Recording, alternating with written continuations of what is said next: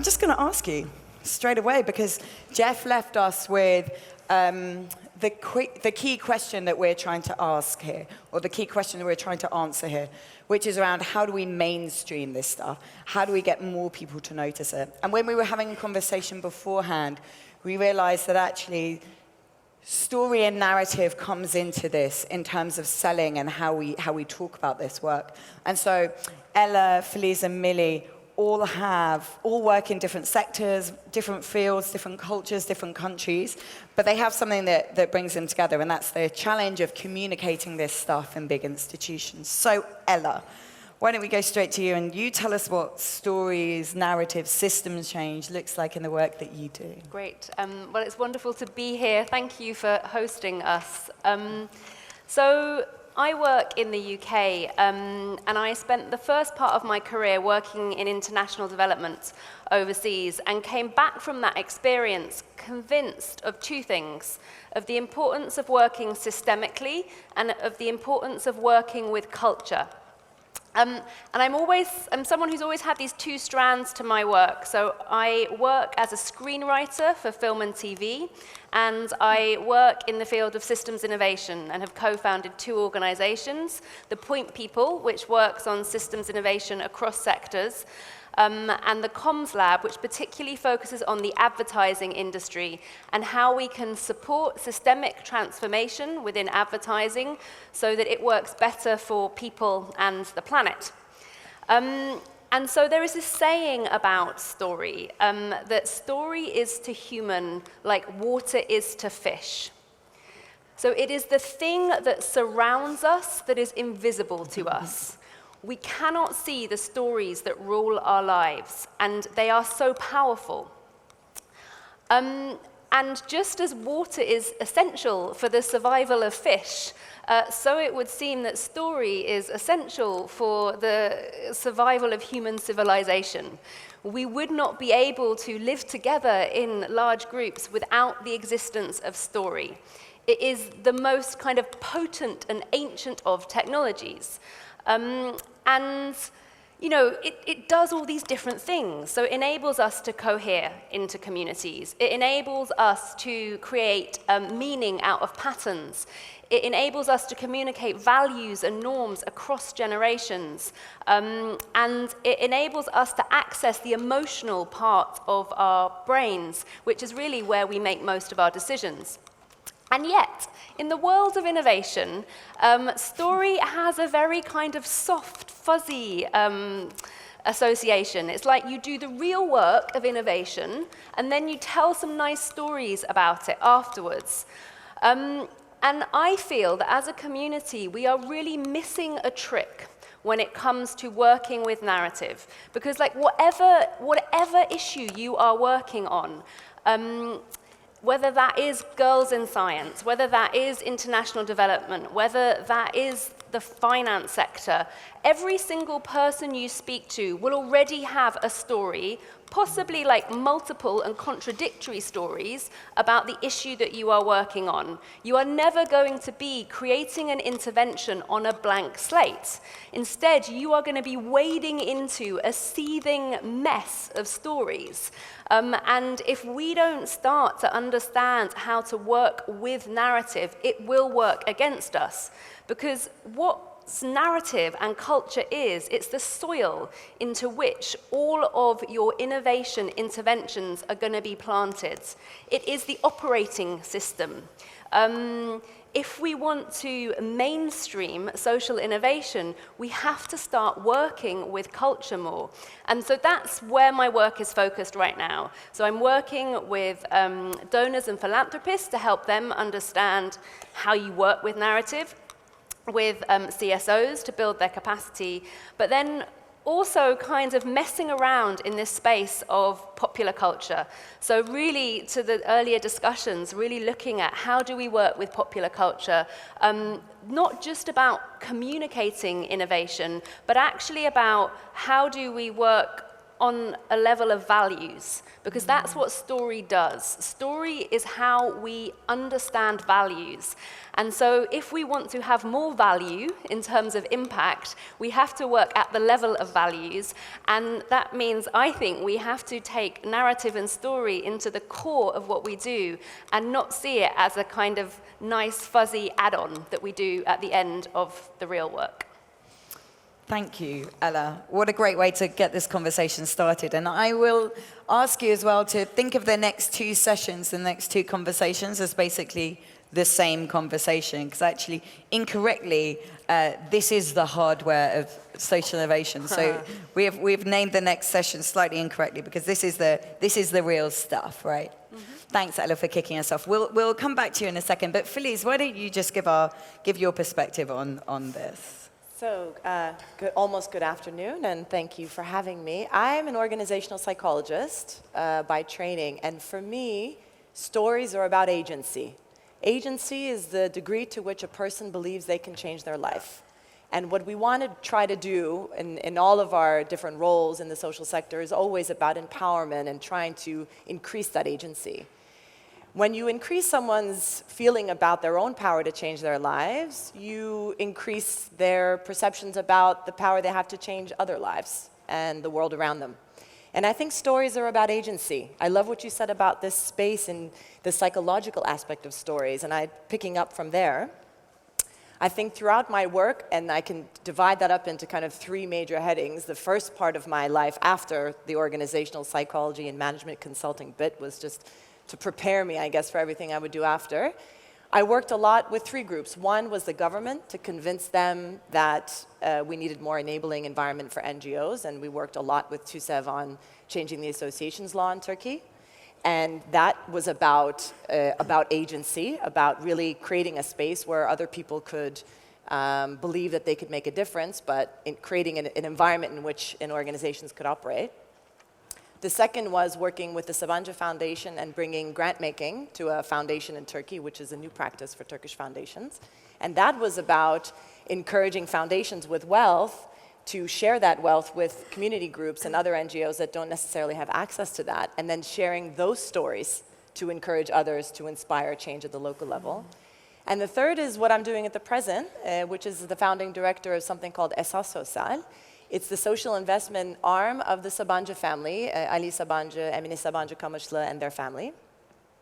And what we're obsessed with right now is youth unemployment and the fact that we have almost 30% of young people graduating university and not finding work for at least a year for a number of different reasons.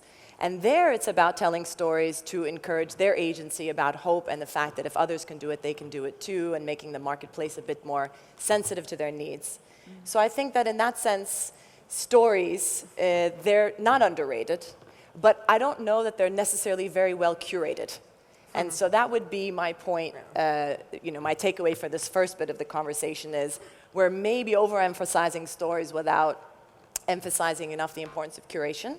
And I think organizations like TED have been really critical, and now everyone is asked for a TED-like talk, which I think is really important, because it's helping us shape and curate. So yes, narrative is important, finding that person, encouraging agency, but I think curation is where we need to focus on.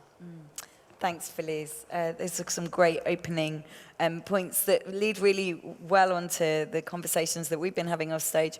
And particularly with Millie, talking about curation of stories, but also kind of legitimacy and getting buy-in. And so, Millie, why don't you tell us a little bit about how this feels from your angle? Sure. So I work for UNDP. How many people know UNDP?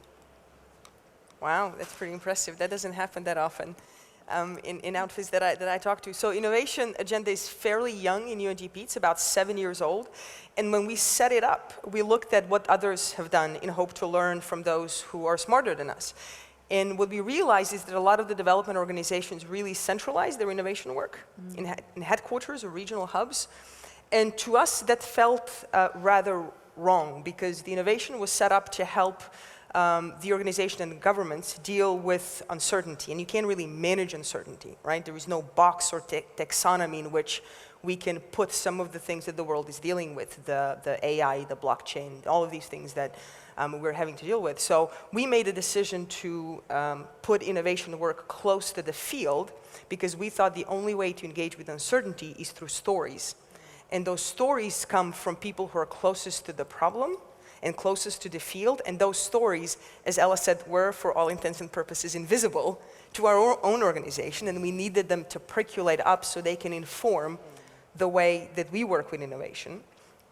And this really came from a very selfish reason. We, as the organization, are being asked from the governments to answer questions that we've never been asked to deal with before. What is the future of human rights in light of biohacking, for example? We don't have an expert on that. The best that we can do is try to identify people who are dealing with those issues today, and the way to engage with them is through stories that we can start curating and start making sense of. So this is a little bit about what I do. The question that you've asked in terms of legitimacy and stories. So our take on this is, with the governments, is that this is the question of credibility. We find that governments are in love with statistics. They're in love with traditional type of data. And that's not bad, right? So there's a great book by a guy named James Scott that says Seeing Like a State, that calls this a legitimacy issue. It's literally a legibility issue. Governments cannot read what happens on the field. And because stories cannot fit into the taxonomy that statistical office does, somebody needs to come in and, again, be able to curate and create that interface, or as we talked about, a Google Translate for some of those stories. And this is where a lot of the interesting work that we do comes into play. Thanks, Millie. So let's go to this legibility thing. Bit of a difficult word, but basically, how are we making ourselves clearer? How are we helping to convince and make the change and communicate this to people who it's not necessarily their first language of talking in this way. They don't usually work in this way. Maybe we'll go back to Filiz and you talk about this maybe with the foundations work that you're doing. Like how are you convincing people and how are you, I guess, practically making that change to happen? We agree it's a good thing. How do you do it? Right. Examples. Yeah. I happened to take a look at this fantastic article that Ella wrote in the Stanford Social Innovation Review. I highly recommend. I counted 29 examples. Yeah. There might have been more. I think this is my issue, and I'm just a bit provocative perhaps to say in front of an audience of social innovators, but I don't think being creative and innovative should prevent you from being specific. I think oftentimes we think like, oh, don't limit, this is about the big white space. And great, white space can be white space, we can explore, but we need to be specific because let's be honest, very few people understand what we're talking about most of the time. My mother, my friends are like, you know what, we don't really understand what you do, but we know it's good for the world, so that's just fine. But I've been doing it for almost 20 years, if they still don't understand what I'm doing, that's not a good sign. So this issue about legibility, I think I would call, in my sort of obsession, it's specificity. And I've been really lucky to work with people like Güler Sabancı, the head of the Sabancı Foundation, Emine Sabancı-Kamışlı and Ali Sabancı, who are the founders of the social initiative under Esas. They're business people, they're investors, and they want me to be specific. And they have really taught me the value of that. So in trying to convince foundations, corporates, business leaders, people with net worth that is high, tend to be people who are quite active in the business world. They want examples, they want specificity, they want an article like Ella's that lists, this is what I'm talking about, and this is where you can go to see what I mean by that. And I think that's my point, examples and specificity. Thanks, Filiz. So Ella, why don't you, and for those of you who don't know how to access Ella's article, it's on the Six Wayfinder website. I'll tweet it. And Millie is about to tweet it. Highly recommend reading it. Sorry, we're leaving you with a huge reading list, but I put Ella's up there first. Ella, tell us a little bit about the examples that you talk about. Yeah. And also, could you also move into the kind of how? Because the stuff that you're doing with the Comms Lab, I think is just fascinating in terms of really making those changes. Yeah. So I guess at a very simple level, when we want to work with narrative, it's essentially like a co-design process. And we forget, I think, that narrative is a technology, and so we treat it differently. But as you would with any kind of design-led process, the first thing you need to do is listen. You need to understand the narratives that are already there. That listening can simply be like qualitative interviews with a small group of people, or it can be like, nationwide research, framing research into how an issue is perceived by the public. Then you need to author, preferably co-author, your new narratives. You definitely need to test those narratives with the audiences you're working with, and then you can start to pollinate them across the environment that you're working in, as much as possible working with popular culture. So that's the theory, but obviously the practice often doesn't look like that, and I know that when I first started with the Comms Lab, which is this organization that has very radical intent for the advertising industry, I did not take that advice. And so we did not listen, we did not co-author, we kind of like rolled into the industry with our story that we thought was just so morally compelling that everyone was going to listen. And of course, they didn't listen because we hadn't listened to them. And so after a while, we realized this wasn't working. And then we were like, okay, we have to listen. And so then we started working with researchers, and we did a big kind of research period. Then we co-authored a new narrative, which completely put our work into the context and the incentives and the worldview of the people we are seeking to influence. And now, we tell that story in many different ways.